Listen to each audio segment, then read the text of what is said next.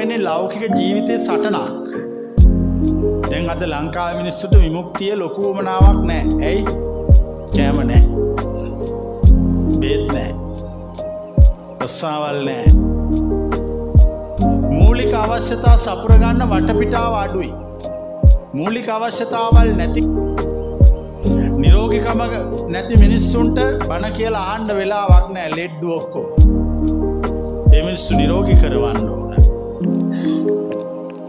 මේ දහම එතකොටයි සමාජය තුලින් ගමන් කරන්නේ. එහෙම නැත්නම් කවදාකවත් යන්නේ නැහැ. කුලල් කකා රණ්ඩු වෙවි ඉන්නවා කිසිම වැඩක් කරන කෙනෙක් නැහැ. මේකේ අර්ථය හොයන්න. ලංකාවේ සමාජයේ විමුක්ති මාර්ගයේ ගවේෂණය කරන පිරිස අඩුයි. ඇයි අඩු?